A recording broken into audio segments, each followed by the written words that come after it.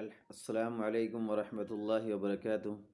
الحمد للہ رب العالمین والصلاة والسلام علی اشرف الانبیاء والمرسلین وعلی آلہ واصحابہ اجمعین۔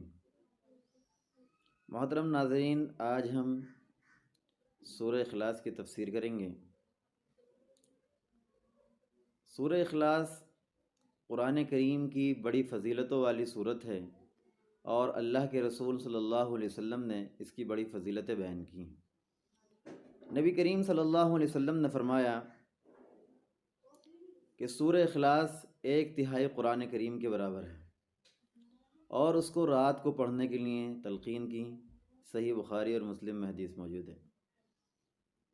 نبی کریم صلی اللہ علیہ وسلم نے سورہ اخلاص کی ایک اور فضیلت یہ بیان کی کہ جو شخص اس سورت سے محبت کرتا ہے، اس سورت سے محبت کرنے کے نتیجے میں یہ سورت اس کو جنت میں لے جائے گی۔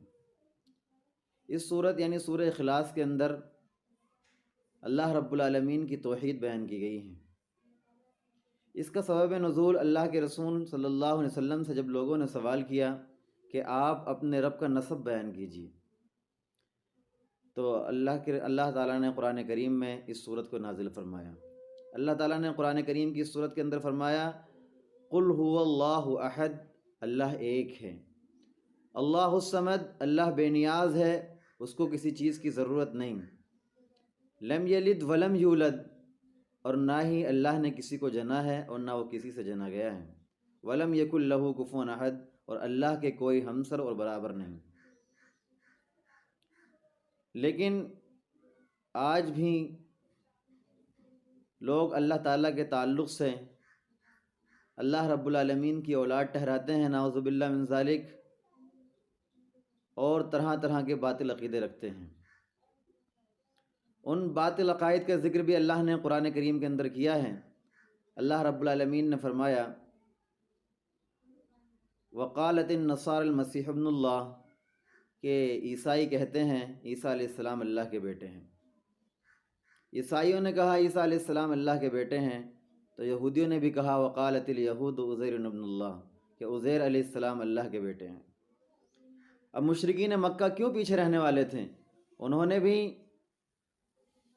اللہ رب العالمین کے لیے اولاد ٹھہرائی، نعوذ باللہ من ذالک، اور کہا کہ فرشتے اللہ کی بیٹیاں ہیں، جبکہ تینوں کے تینوں عقیدے باطل ہیں۔ قرآن کریم کی روشنی میں اللہ نے فرمایا لم یلد ولم یولد۔ اللہ کا اس سے بہترین انٹروڈکشن اور تعارف کچھ نہیں ہو سکتا جو اللہ رب العالمین نے سورہ اخلاص کے اندر بیان کیا ہے، کہ نہ اللہ رب العالمین نے کسی کو جنا ہے اور نہ اللہ تعالیٰ کسی سے جنا گیا ہے۔ اور عیسائیوں کے یہاں تو بلکہ 3 باطل عقیدے پائے جاتے ہیں اللہ تعالیٰ کے تعلق سے۔ ایک تو یہی کہ عیسیٰ علیہ السلام اللہ کے بیٹے ہیں، اور دوسرا باطل عقیدہ یہ کہ وہ 3 کو ملا کر اللہ مانتے ہیں، عیسیٰ علیہ السلام، عیسیٰ علیہ السلام کی والدہ مریم، اور اسی طرح اللہ، تینوں کو ملا کر اللہ مانتے ہیں۔ یہ عقیدہ بھی باطل ہے اور شرکیہ ہے، بلکہ کفریہ ہے۔ اللہ تعالیٰ نے اس کا ذکر بھی قرآن کریم کے اندر فرمایا، لقد کفر الذین قالوا ان اللہ ثالث ثلاثہ۔ اللہ تعالیٰ نے فرمایا تحقیق کی ان لوگوں نے بھی کفر کیا جنہوں نے تینوں کو ملا کر اللہ مانا۔ اور اسی طرح عیسائیوں کا ایک باطل عقیدہ یہ بھی ہے کہ عیسائی کہتے ہیں کہ عیسیٰ علیہ السلام ہی اللہ ہیں۔ اس کا ذکر بھی اللہ نے قرآن کریم کے اندر کیا، لقد کفر الذین قالوا ان اللہ هو المسیح ابن مریم، کہ تحقیق کی انہوں نے بھی کفر کیا جو عیسیٰ علیہ السلام کو ہی اللہ سمجھتے ہیں۔ وہ تو ایک پیغمبر تھے۔ حدیث قدسی میں حدیث قدسی ہے، اللہ تعالیٰ نے فرمایا کہ ابن آدم مجھے گالیاں دیتا ہے،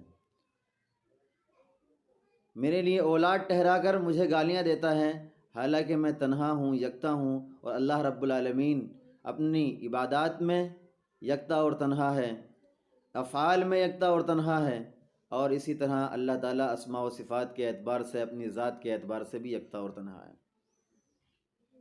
آخر میں اللہ تعالیٰ سے دعا کرتے ہیں کہ الہ العالمین ان تمام باطل عقائد رکھنے والوں کو صحیح سمجھ کی توفیق عطا فرمائے، اور الہ العالمین ہم مسلمانوں کو کتاب و سنت کی صحیح فہم عطا فرمائے۔